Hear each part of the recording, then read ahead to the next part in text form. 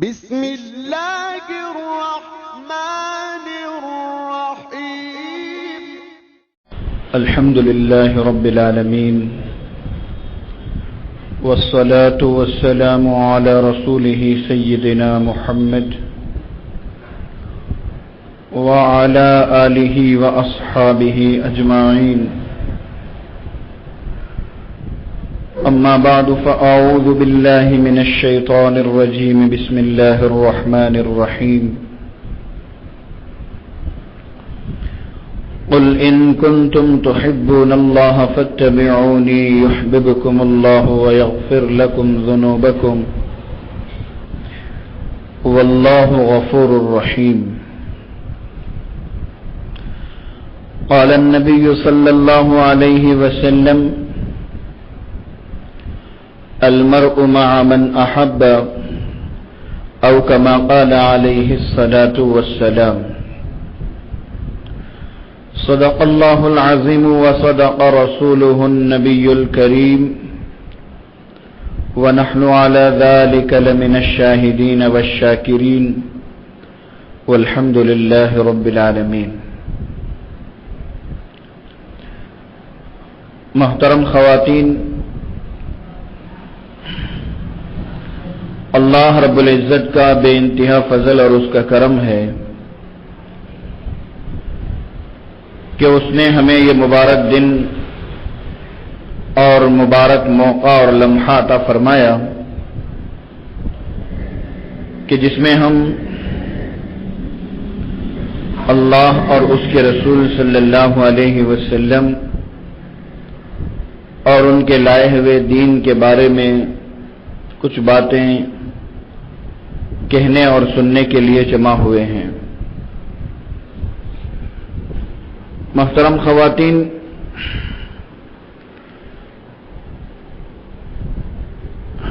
ایسے موقع پر جبکہ اس موسم میں اور اتنی شدید گرمی میں لوگ عموماً اپنے گھروں میں رہنا پسند کرتے ہیں،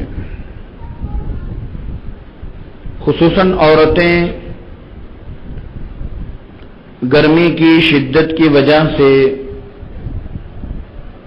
باہر نہیں نکلتی، گھروں میں رہنا، فین کے نیچے یا اے سی میں رہنا پسند کرتی ہیں. لیکن اللہ کا فضل دیکھیے، اللہ کا کرم دیکھیے، یہ محض اللہ کی توفیق ہے اور اللہ اور اس کے رسول صلی اللہ علیہ وسلم سے محبت کی علامت ہے. ایک سچے اور نیک اور مخلص مسلمان ہونے کی یہ علامت ہے کہ اتنی شدید گرمی میں بھی آپ نے اپنے گھروں کے راحت اور آرام کو، کسی نے اپنے گھر میں اے سی کو چھوڑا، کسی نے آرام دہ پنکھوں کو چھوڑا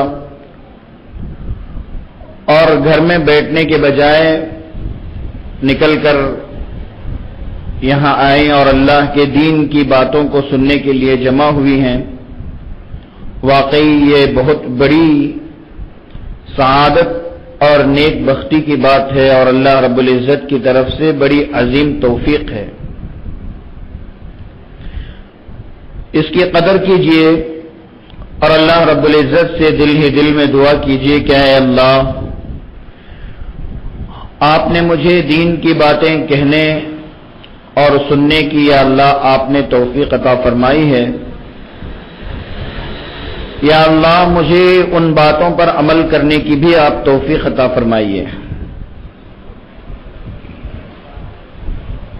جب دل ہی دل میں آپ یہ دعا کریں گی تو انشاءاللہ اللہ رب العزت کی ذات سے امید ہے کہ اللہ تعالی ہمیں ان باتوں پر عمل کرنے کی توفیق عطا فرمائے.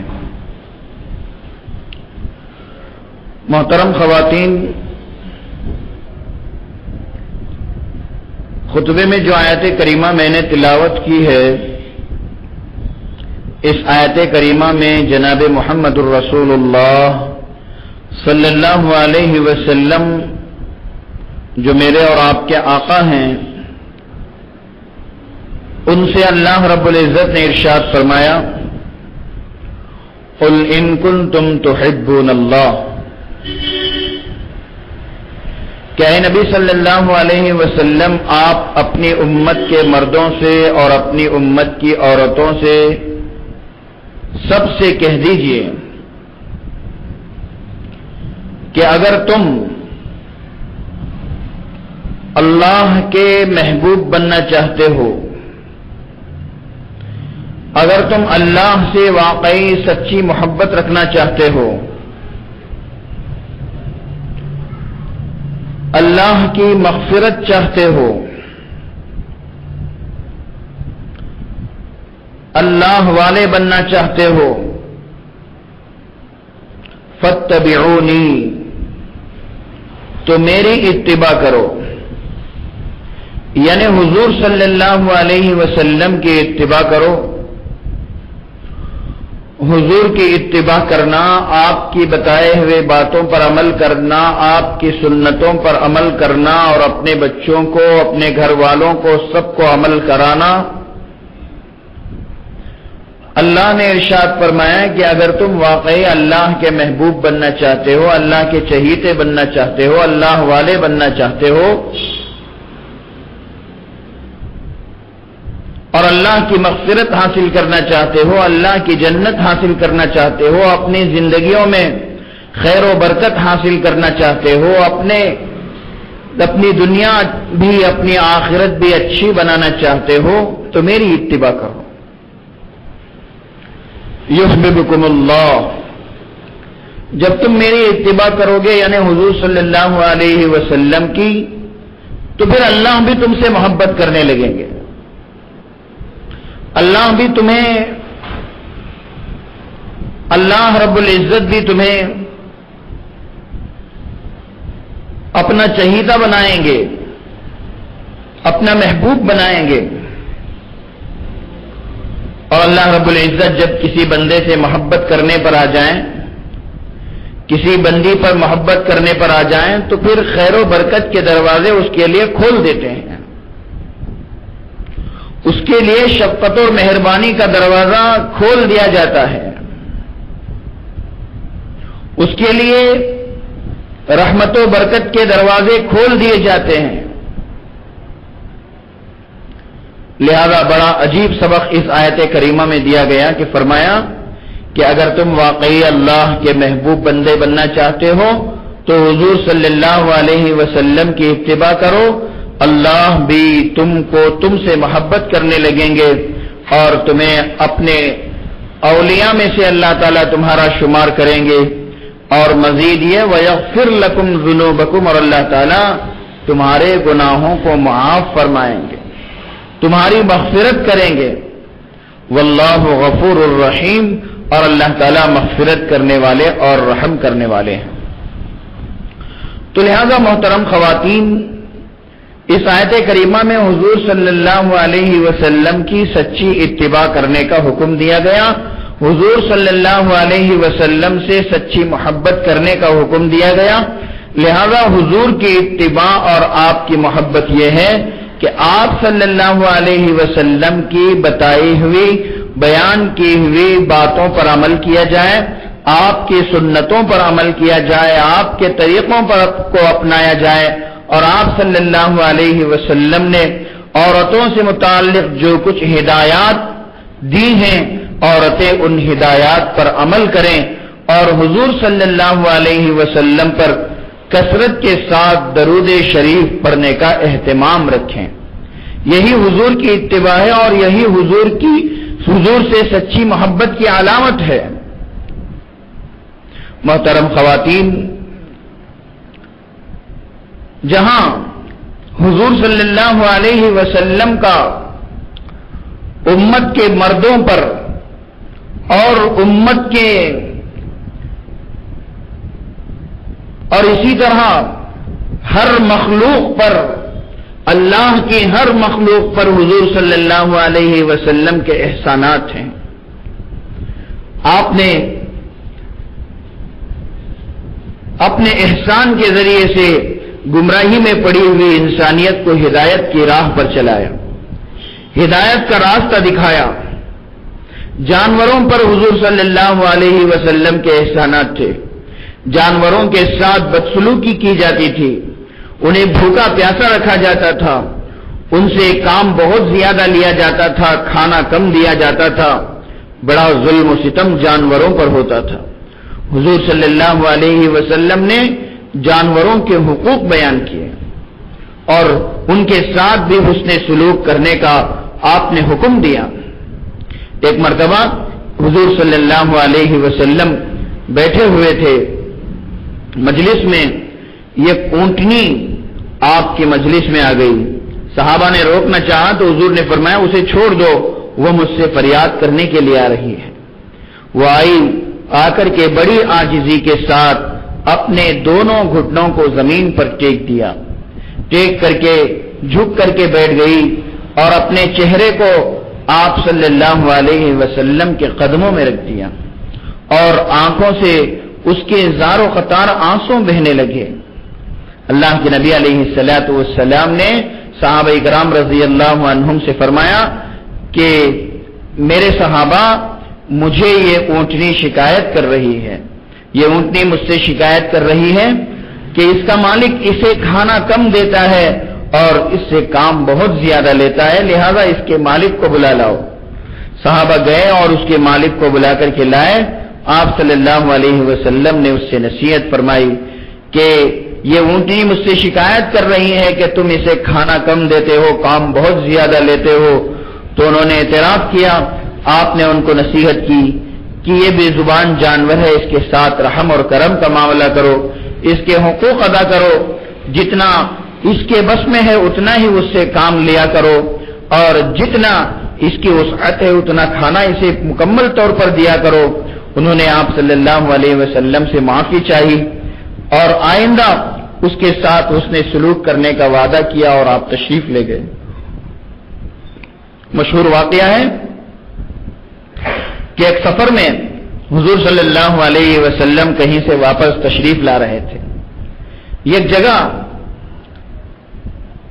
آپ صلی اللہ علیہ وسلم اور آپ کے صحابہ درمیانے راستے میں رکے، وہیں پڑاؤ ڈالا گیا، وہیں جو ہے قیام کا انتظام کیا گیا۔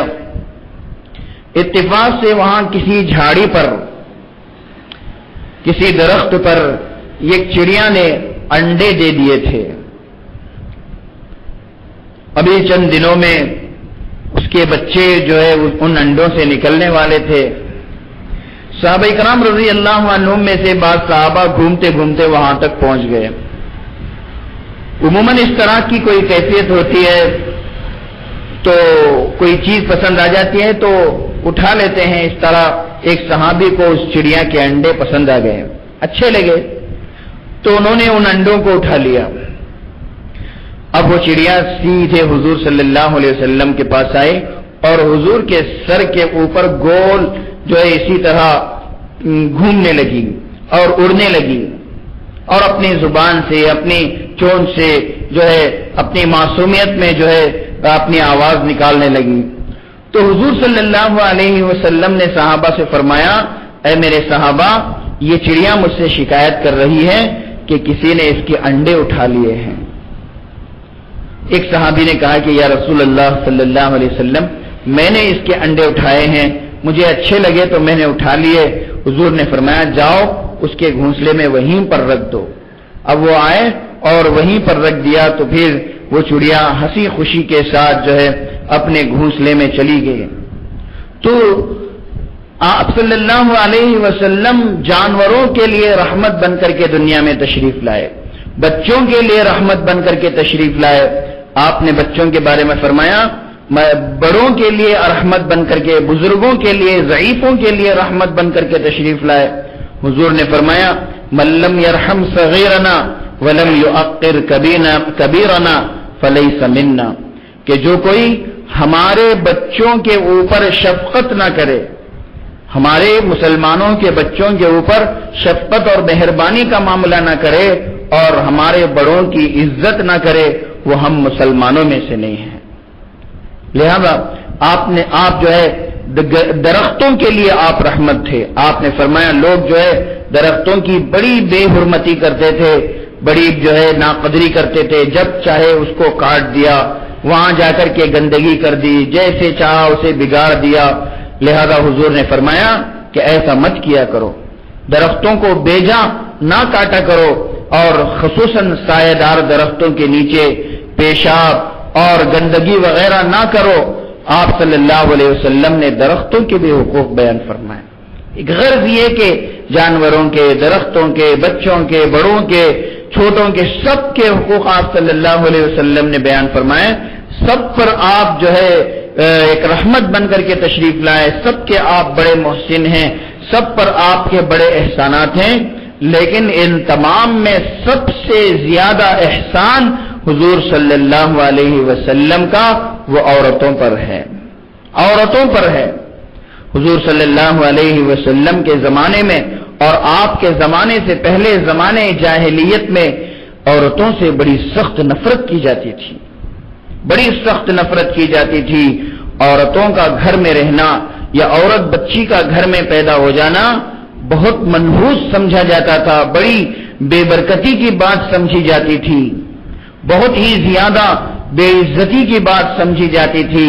قرآن پاک اس کا نقشہ کھینچتے ہوئے کہتا ہے وَإِذَا بُشِّرَ أَحَدُهُم بِالْأُنثَىٰ ظَلَّ وَجْهُهُ مُسْوَدًّا وَهُوَ كَظِيمٌ يَتَوَارَىٰ مِنَ الْقَوْمِ مِنْ سُوءِ مَا بُشِّرَ بِهِ أَيُمْسِكُهُ عَلَىٰ هُونٍ أَمْ يَدُسُّهُ فِي التُّرَابِ أَلَا سَاءَ مَا يَحْكُمُونَ.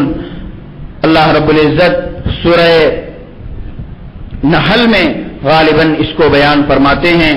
فرمایا کہ جب اس زمانے جاہلیت میں لوگوں کی جہالت کا یہ عالم تھا کہ جب انہیں یہ خوشخبری سنائی جاتی کہ تمہارے گھر میں لڑکی پیدا ہوئی ہے, ظل وجهه مسودا, اس کا چہرہ جو ہے سیاہ پڑ جاتا تھا, جھک جاتا تھا اس کا چہرہ شرمندگی کے مارے. وہ ہوا کظیم, اور بہت غمگین ہو جاتا تھا. یہ کیا ہوا, میرے گھر میں بیٹی پیدا ہو گئی, لڑکی پیدا ہو گئی. یتوارا من القوم من سوء ما بشر بہ. اللہ اکبر. قرآن کہتا ہے کہ اسے جو خوشخبری سنائی گئی کہ تمہارے گھر میں لڑکی پیدا ہوئی ہے تو اس کی وجہ سے قوم سے, لوگوں سے چھپ چھپ کر کے پھرتا تھا, چھپا چھپا پھرتا تھا, چہرے پر نقاب ڈال کر کے پھرتا تھا, چہرے پر چہرہ چھپا چھپا کر کے لوگوں سے پھرتا تھا, اور اسے اپنے گھر میں بیٹی کا پیدا ہو جانا بے عزتی سمجھتا تھا. ایمسک, اتنا ہی نہیں, اور سنیے ایمسکہ علی ہون ام یدسہ فی التراب.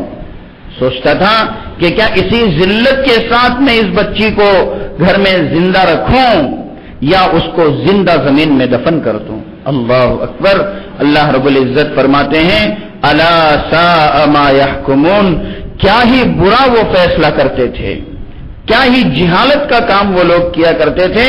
کوئی ذلت کے ساتھ اپنی پیدا ہوئی بچی کو گھر میں رکھ لیتا تھا, یا اکثر جو ہے لے جا کر کے اس بچی کو زندہ زمین میں دفن کر دیتا. اللہ اکبر. ایک صحابی رضی اللہ عنہ نے حضور صلی اللہ علیہ وسلم کو واقعہ سنایا کہ یا رسول اللہ صلی اللہ علیہ وسلم, زمانے جاہلیت میں جب میں ایمان نہیں لایا تھا, واقعہ بڑا تفصیل کا ہے, میں مختصر کر کے اسے بتا رہا ہوں کہ یا رسول اللہ میں نے بھی اپنی ایک معصوم بچی کو, یا رسول اللہ میں جاہل بن گیا تھا, جہالت جو ہے میرے اوپر چڑھ گئی تھی, شیطان مجھے اپنے پھندے میں پھنسا لیا تھا, میرے ایمان کا نور اس وقت مجھے نہیں ملا تھا. یا رسول اللہ میرا دل بہت سخت ہو گیا تھا, میں جاہلوں کے ساتھ مل کر کے میں نے بھی اپنی ایک معصوم بچی کو زندہ زمین میں دفن کر دیا. اس بچی کی کیفیت یہ تھی کہ جب میں اس کے لیے اسے دفن کرنے کے لیے گڑھا کھودتا تھا اور میرے کپڑوں پر مٹی اڑ جاتی تھی, وہ معصوم بچی اپنے پیارے پیارے اور چھوٹے چھوٹے ہاتھوں سے یا رسول اللہ وہ میرے کپڑوں کو صاف کرتی تھی اور کہتی تھی ابا جان آپ یہ کیا کر رہے ہیں, آپ کے کپڑے گندے ہو رہے ہیں, آپ کا جسم گندا ہو رہا ہے, آپ کی داڑھی پر مٹی لگ رہی ہے, آپ یہ کیا کر رہے ہیں, اٹھیے گھر چلتے ہیں. لیکن یا رسول اللہ اس کی اس محبت کا بھی مجھے کوئی اثر نہیں ہوا، میرا دل سخت ہو گیا تھا، میرا دل سخت ہو گیا تھا، میں جانور بن گیا تھا۔ یا رسول اللہ بہت رو رہے تھے وہ صحابی اور سنا رہے تھے، کہہ رہے تھے یا رسول اللہ یہاں تک کہ جب گڑھا مکمل ہو گیا میں نے اس بچی کو اس گڑھے میں اتار دیا۔ وہ کہنے لگے ابا جان آپ یہ کیا کر رہے ہیں، آپ یہ کیا کر رہے ہیں؟ لیکن جہالت میرے اوپر غالب تھی، مٹی ڈالتا رہا یہاں تک کہ جب کندھے تک اس کی مٹی اس بچی پر مٹی پڑ گئی اور پہنچ گئی، وہ چیخ رہی تھی، چلا رہی تھی ابا جان یہ آپ کیا کر رہے ہیں؟ مجھے میرے ساتھ یہ کیسا سلوک کر رہے ہیں؟ میں آپ سے روٹی اور کپڑا کی بھیک نہیں مانگتی، آپ مجھے زندگی دے دیجیے۔ لیکن یا رسول اللہ جہالت میرے اوپر تھی، یہاں تک کہ میں نے اس بچی کے چہرے پر، اس کے سر پر بھی میں نے مٹی ڈال دیا۔ اللہ اکبر۔ ایک اور روایت میں، ایک اور واقعے میں یہ بات بھی موجود ہے، یہاں تک کہ اس بچی کا ہاتھ باہر رہ گیا تھا اور اس نے اپنے باپ کی انگلی کو پکڑ رکھا تھا، کھینچ کر کے اس نے چھڑایا اور پھر جو ہے اس بچی کو دفن کر دیا۔ اس طرح یہ ایک نہیں، ایسے ہزاروں بچیوں کو ان جاہلوں نے دفن کیا ہے۔ حضور صلی اللہ علیہ وسلم تشریف لائے، آپ صلی اللہ علیہ وسلم نے سب سے پہلے عورتوں کا حق بتایا، عورتوں کی عزت کرنا سکھایا۔ فرمایا آپ نے کہ جس عورت کے گھر میں، جس عورت کے یہاں سب سے پہلے لڑکی پیدا ہو وہ عورت بڑی بابرکت ہے، اور فرمایا لڑکی زحمت نہیں بلکہ اللہ کی رحمت ہے، وہ بڑی رحمتوں کو لے کر کے آتی ہے، بڑی برکتوں کے دروازے کھولتے ہوئے وہ کسی گھر میں آتی ہے۔ اس کی عزت کرنا سکھایا۔ پھر آپ نے فرمایا میری بیٹی فاطمہ میرے جگر کا ٹکڑا ہے۔ بیٹیوں کی عزت کرنا اور بیٹیوں کے ساتھ شفقت کرنا، بیٹیوں کی عزت کتنی کرنا ہے آپ نے سکھایا کہ فاطمہ میرے جگر کا ٹکڑا ہے۔ دو محترم خواتین اتنی عزت دینے، جب عورت اگر ماں ہے تو آپ نے فرمایا الجنت تحت اقدام الامہات، کہ جنت ماں کے قدموں کے نیچے ہے۔ اتنی عزت اور کون دیتا ہے ذرا بتائیے؟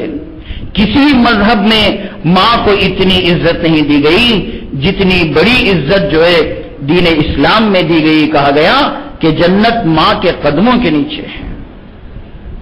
عورت اگر بیٹی ہے تو حضور نے فرمایا فاطمہ میرے جگر کا ٹکڑا ہے۔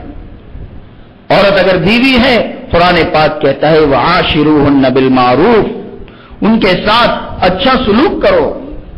اور پھر حضور اکرم صلی اللہ علیہ وسلم نے فرمایا خیرکم خیرکم لأہلہ وانا خیرکم لأہلی، اے مسلمانوں تم میں سب سے بہتر وہ ہے جو اپنے گھر والوں کے ساتھ، اپنی بیویوں کے ساتھ اچھا سلوک کرتا ہو، اور یاد رکھو اچھی طرح جان لو میں بھی اپنی بیویوں کے ساتھ بڑا اچھا سلوک کرتا ہوں۔ کون فرما رہے ہیں؟ حضور فرما رہے ہیں۔ عورت اگر بہن ہے تو آپ صلی اللہ علیہ وسلم نے حضرت شیما جو حضور صلی اللہ علیہ وسلم کی رضائی بہن تھی، ان کی ایسی عزت کی، ایسا ادب کیا، ایسا احترام کیا کہ تاریخ اس کی مثال نہیں پیش کر سکتی۔ دکھایا کہ ایک بہن کی عزت کیسے کرنی چاہیے۔ عورت اگر بیوی ہے تو اس کا کیا مقام ہے، عورت اگر ماں ہے تو اس کا کیا مقام ہے، عورت اگر بیٹی ہے تو اس کا کیا مقام ہے۔ اتنی عزت کسی دوسرے مذہب میں نہیں دی گئی جتنی عزت عورتوں کو دین اسلام میں دی گئی ہے۔ جتنا بڑا مقام اور مرتبہ عورتوں پر حسن سلوک کرنے کا، جتنی بڑی خوشخبری اور فضیلت دین اسلام نے اور حضور نے سکھائی بیان کی ہے، اتنا کسی اور مذہب میں نہیں بیان کیا۔ حضور نے فرمایا جسے اللہ رب العزت 2 بیٹیاں دے یا 3 یا 4، جس کو جتنی اللہ رب العزت کسی کو بیٹیاں دے، کسی کو 1 بیٹی دے، اور وہ اسے اللہ کی نعمت سمجھے اور اللہ کی رحمت سمجھ کر کے اس کی اچھی پرورش کرے، اسے اچھی اعلیٰ تعلیم دے، اسے دین کا علم دے، اسے اچھے آداب سکھائے اور کسی اچھی جگہ اس کا نکاح کر دے۔ آپ نے 2 انگلیوں کا اشارہ کرتے ہوئے فرمایا میں اور وہ قیامت کے دن ایسے ساتھ ساتھ رہیں گے جیسے یہ دو انگلیاں ساتھ ساتھ ہیں، دو انگلیوں کے درمیان کوئی فاصلہ نہیں ہے، اسی طرح میرے اور اس کے درمیان کوئی فاصلہ نہیں ہوگا۔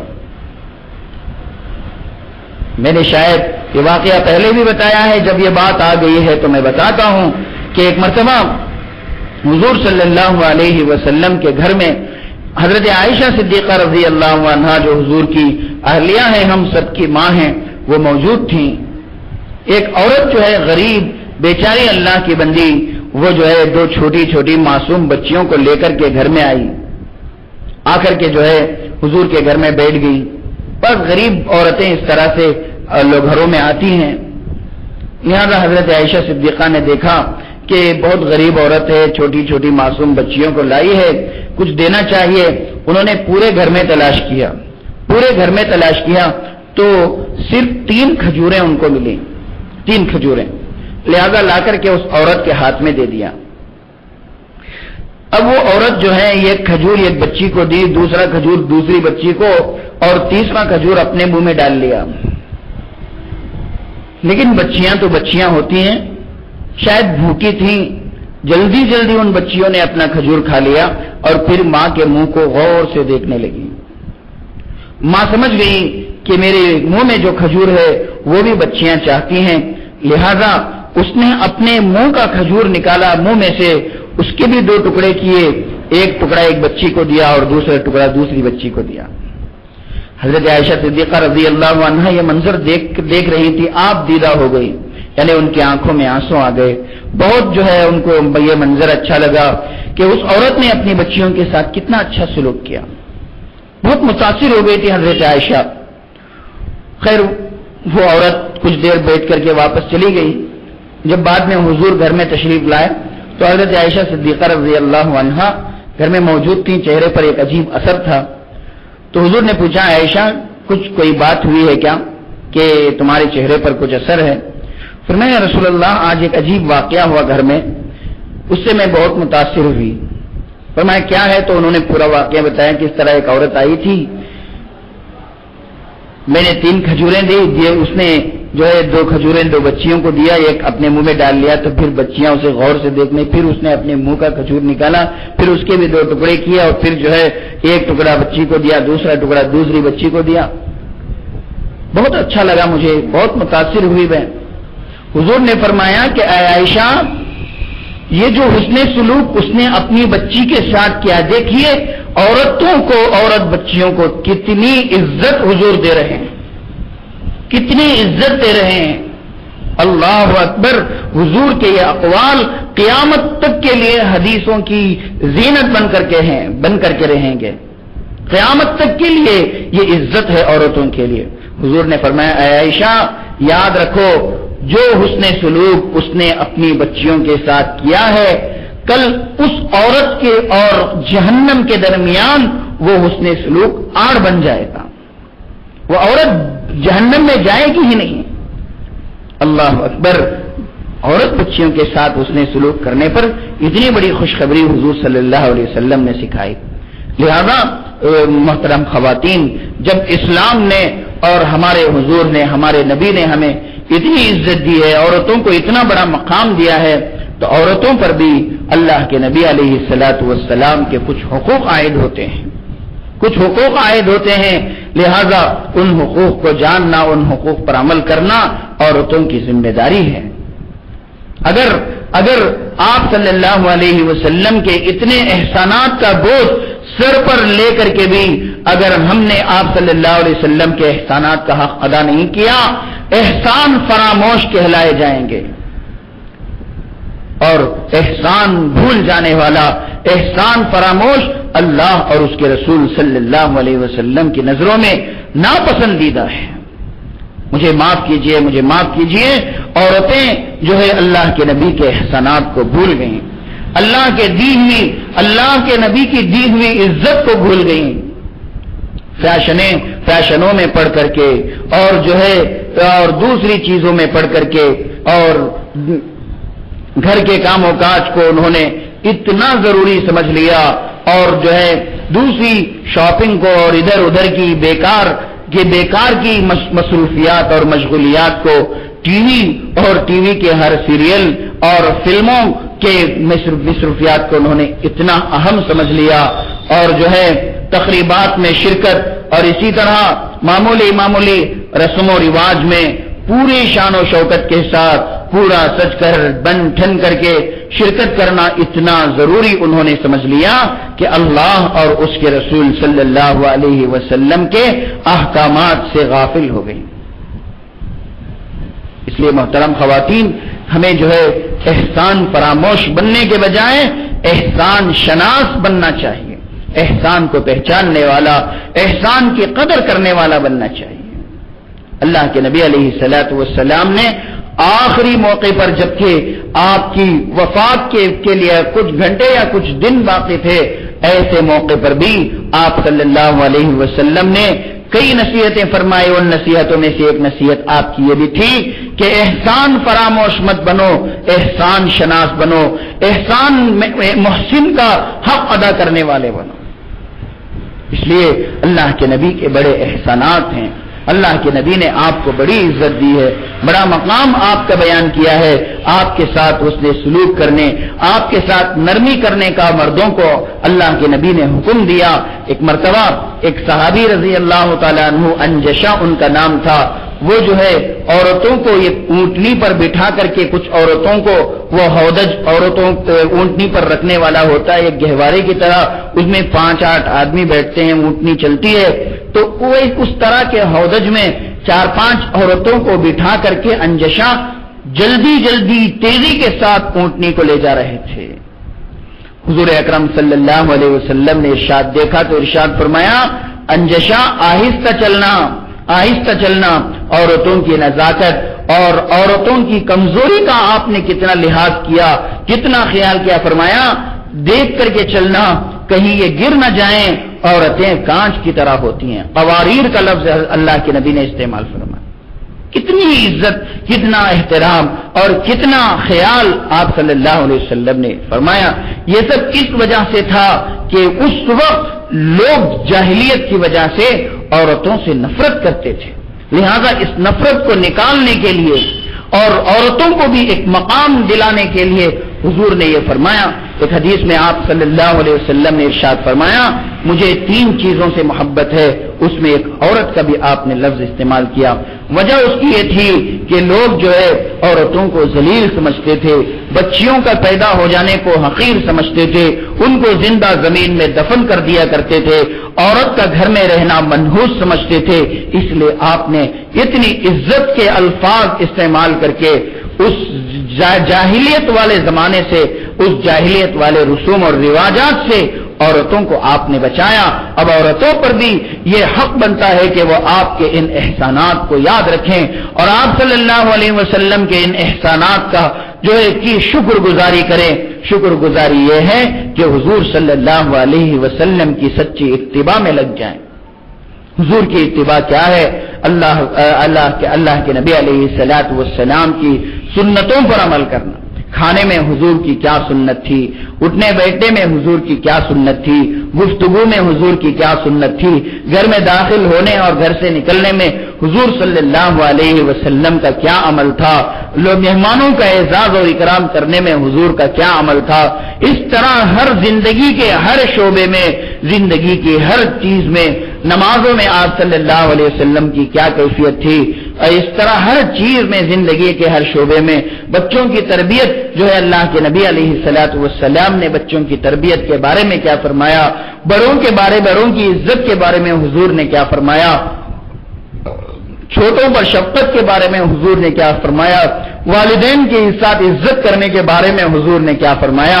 عورتوں کو چاہیے کہ ان سب باتوں کو معلوم کریں، ان سب باتوں کو پڑھیں، ان سب باتوں کو سمجھیں اور حضور کی ان باتوں پر عمل کرنے کا اہتمام رکھیں.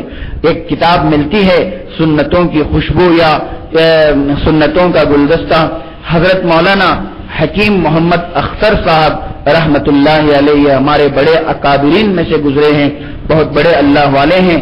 ان کی کتاب ہے حضرت مولانا حکیم محمد اختر صاحب رحمت اللہ علیہ کی کتاب ملتی ہے بازار دکانوں میں، کتابوں کی دکانوں میں. وہ کتاب جو ہے ضرور اگر ہمیں سنتیں یاد ہیں، سب کچھ معلوم ہے تو کوئی ضرورت نہیں، اگر معلومات نہیں ہیں تو اس کتاب کو خریدیں۔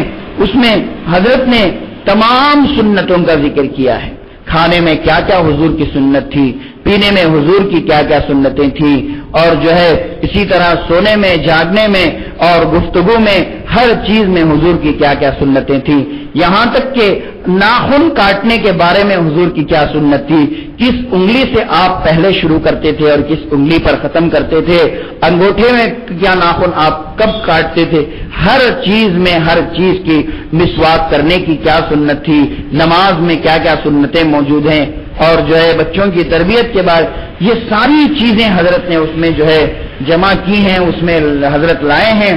یہ امت کے لیے آسانی کی خاطر ہمارے اکابرین نے یہ محنتیں کی ہیں، یہ کوششیں کی ہیں، بہت کم قیمت میں 20-25-50 روپے کے اندر اندر وہ کتاب مل جاتی ہے۔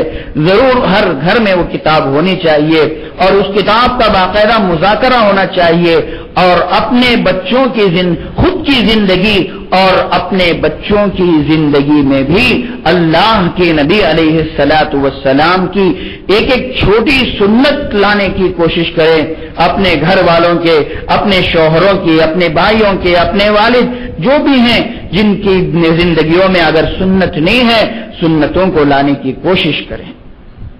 ایک جو ہے آپ کی طرف سے ایک شروعات ہونا چاہیے، ایک قدم آپ آگے بڑھائیں، اللہ رب العزت ضرور آپ کی مدد فرمائیں گے، ضرور متبع سنت بنائیں گے، پھر اللہ رب العزت اپنی محبوبیت عطا فرمائیں گے، اپنی ولایت عطا فرمائیں گے۔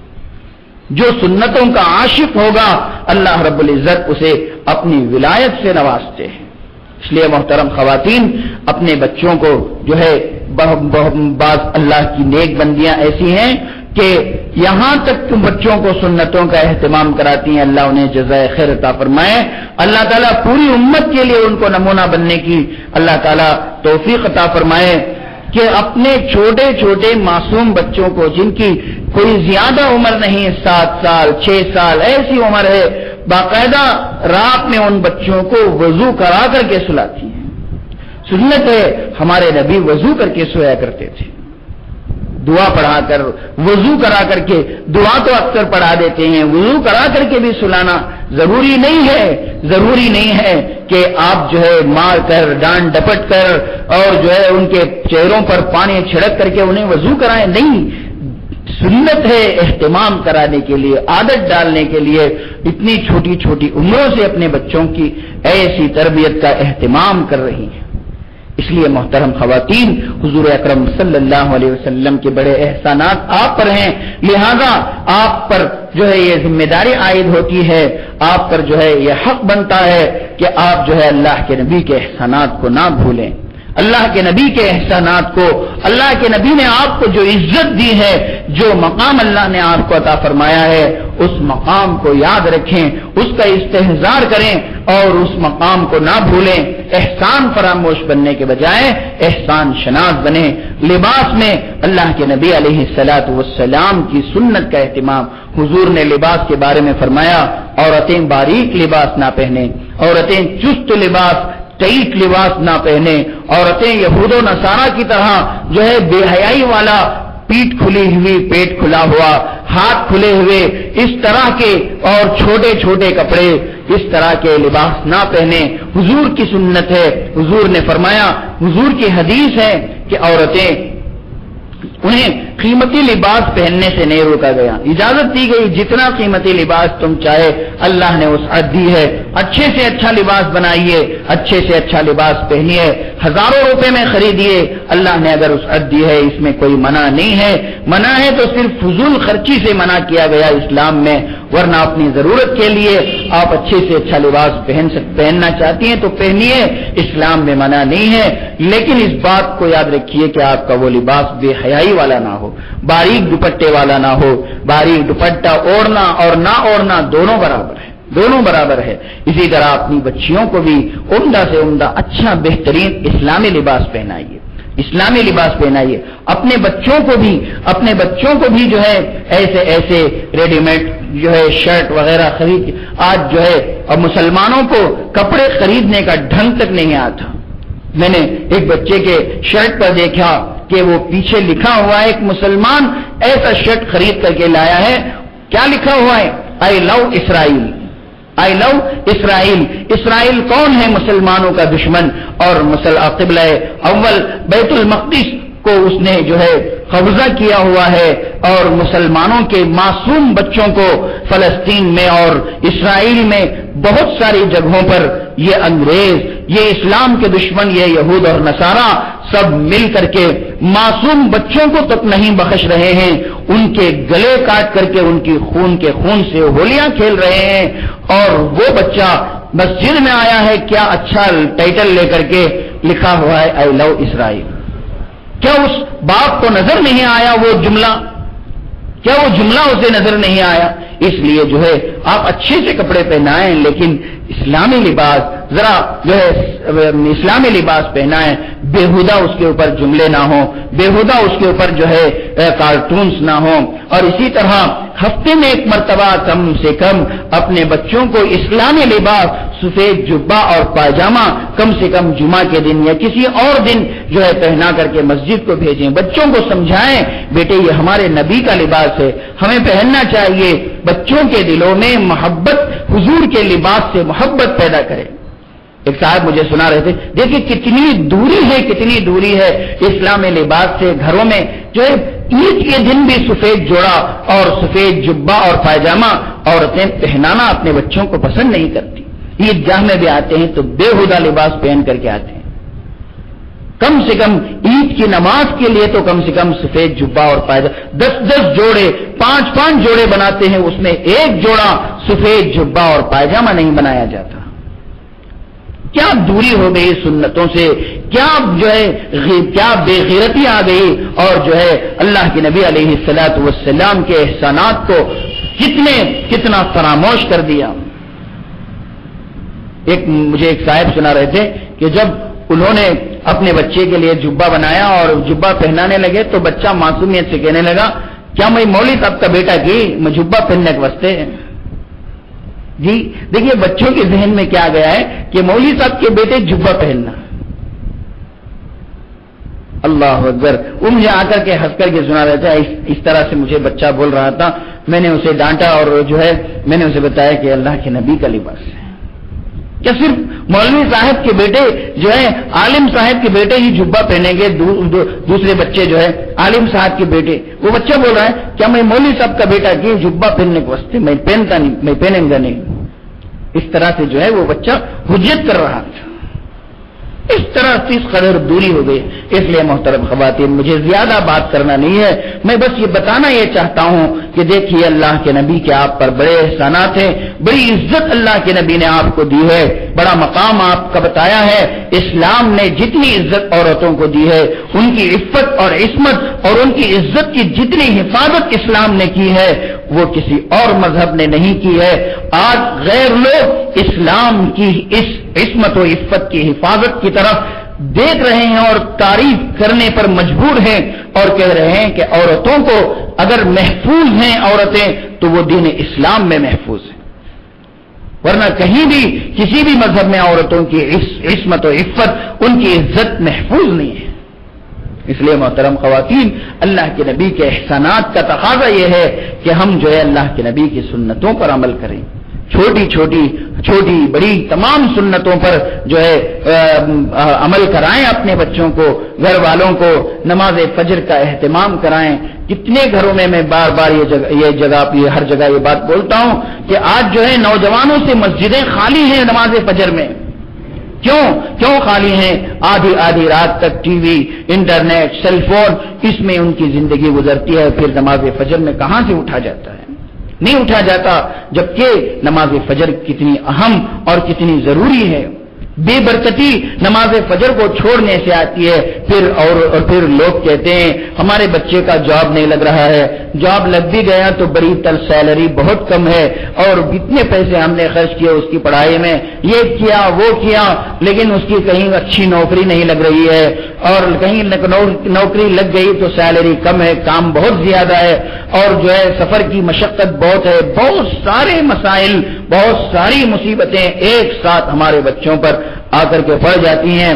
اور ماں باپ بھی پریشان ہیں، اس کا حل جو ہے ہم اللہ کے دین میں تلاش کریں، نماز فجر کا اہتمام کرائیں، انشاءاللہ ان کی روزی میں برکت ہوگی۔ اللہ رب العزت سہولت کے ساتھ، آسانی کے ساتھ برکت والی روزی، برکت والا ذریعہ معاش اللہ رب العزت انہیں عطا فرمائیں گے، حلال ذریعہ معاش انہیں عطا فرمائیں گے۔ نماز فجر کا جو ہے اہتمام کرائیں۔ آخر میں ایک چھوٹا سا واقعہ بول کر کے میں اپنی بات کو ختم کرتا ہوں۔ ہمارے مدرسے میں دیکھیے نماز فجر سے کتنی دوری ہے، مسلمانوں کی کتنے ایسے گھر ہیں مہینے گزر گئے نماز فجر میں ان کے گھر کا دروازہ کھلے ہوئے۔ میں اگر یہ کہوں کہ سالوں سال گزر گئے تب بھی جو ہے اس میں بعض گھروں کے تو میری بات میں کوئی غلطی نہیں ہوگی۔ رمضان میں کھل جاتا ہے تو کھل جاتا ہے، اس کے علاوہ بہت سارے ایسے گھر ہیں نماز فجر میں ان کا گھر نہیں کھلتا۔ ہمارے مدرسے میں ایک بچہ پڑھتا ہے، وہ جو ہے 10 دن کی چھٹی میں گیا، 10 دن چھٹی میں گیا، جا کر آنے کے بعد میں ایسے ہی بچوں سے جائزہ لیتا رہتا ہوں کہ کتنے دن تو فجر کی نماز پڑھا، اس لیے کہ ہم نے 6 مہینے اسے پڑھائے تھے، 6 مہینے اس بچے کو ہم نے نماز اذان کے ساتھ فجر میں اس کو اٹھایا، اذان کے ساتھ وضو کرایا، پھر جا کر کے وہ مسجد میں بیٹھا بچہ، تھوڑی دیر اس نے قرآن پاک کی تلاوت کی، پھر اقامت ہوئی تو وہ کھڑا ہوا، 2 رکعت خشوع اور خضوع کے ساتھ جو ہے اس نے مدرسے کی مسجد میں ادا کیے، پھر اس کے بعد سورہ یاسین پڑھ کر کے وہ آیا، دودھ یا چائے وغیرہ پی کر کے پھر درسگاہ میں بیٹھ گیا۔ دیکھیے کتنی اس کی صبح کتنی پیاری ہوئی مدرسے میں، 6 مہینے میں ایک دن بھی اس کی فجر کی نماز قضا نہیں ہوئی، چھوٹنا تو درکنار اس کی تکبیر اولا بھی نہیں چھوٹی، اس لیے کہ ہم اذان سے اٹھا دیتے ہیں تو 10 منٹ پہلے بچے مسجد میں پورے کے پورے حاضر ہو جاتے ہیں، تو پھر تکبیر اولا چھوٹنے کا کوئی سوال ہی نہیں۔ لیکن جب وہ 10 دن میں گیا، 10 دن مدرسے گھر چھٹی میں گیا، 10 دن کے بعد میں نے پوچھا 10 دن میں کتنے دن تو نے فجر کی نماز پڑھی، سچ سچ بتا دے۔ بچہ معصوم تھا، اس نے سچ سچ بتایا، حضرت یہ ایک دن بھی نہیں پڑھا، یہ ایک دن بھی نہیں پڑھا۔ میں نے پوچھا کیوں؟ اس لیے کہ وہ اپنی معصومیت سے بتایا کہ حضرت ہمارے گھر میں سب بھی 8 گھنٹے کیوں نہیں تو 8.5 گھنٹے کچھ اٹھتے حضرت۔ اللہ اکبر، کیا بے غیرت ماں باپ تھے کہ وہ بچہ 6 مہینے اہتمام کے ساتھ تکبیر اولا کے ساتھ مسجد میں، مدرسے کی مسجد میں نماز پڑھ کر کے چھٹی میں گھر کو آیا تھا، تو کم سے کم اس بچے کو تو نماز فجر کا اہتمام کرا کے خود بھی غافل ہو کر کے سوتے رہے، اور اس بچے کو کی بھی 10 دن کی نماز انہوں نے ضائع کرائی۔ یہ حالت ہے محترم خواتین، مجھے معاف کیجئے، اللہ رب العزت سے دعا کریں کہ اللہ تعالی ہم سب کو ان باتوں پر عمل کرنے کی توفیق عطا فرمائے، دینی غیرت اور حمیت اللہ رب العزت ہم سب کو عطا فرمائے، آمین۔ وآخر دعوانا ان الحمدللہ رب العالمین۔ رجب کا مہینہ شروع ہو گیا ہے، اللہ کے نبی علیہ الصلوۃ والسلام کی سنت یہ تھی کہ جیسے ہی رجب کا مہینہ شروع ہو جاتا آپ دعا فرماتے اللہم بارک لنا فی رجب و شعبان وبلغنا رمضان۔ رمضان کا اس قدر آپ کو جو ہے انتظار تھا، شدت سے انتظار تھا رمضان کی رحمتوں اور برکتوں کو حاصل کرنے کا، آپ دعا فرماتے اللہ رجب اور شعبان میں ہمیں برکت عطا فرمائیے اور رمضان تک ہمیں پہنچا دیجیے۔ لہذا آپ بھی حضور کی سنت کے اتباع میں اپنی ہر نماز میں یہ دعا پڑھنے کا اہتمام رکھیں، اور جو ہے رحمت والی بارش کے نزول کا بھی اہتمام رکھیں۔ یہ ہماری جو ہے ہمارے گناہوں کا نتیجہ ہے، اسی لیے اللہ کے نبی علیہ الصلوۃ والسلام فرمایا کرتے تھے کہ جب نماز استسقاء پڑھنے کے لیے عیدگاہ میں جاؤ تو معصوم بے زبان جانوروں کو بھی ساتھ لے کر کے جاؤ۔ کیوں؟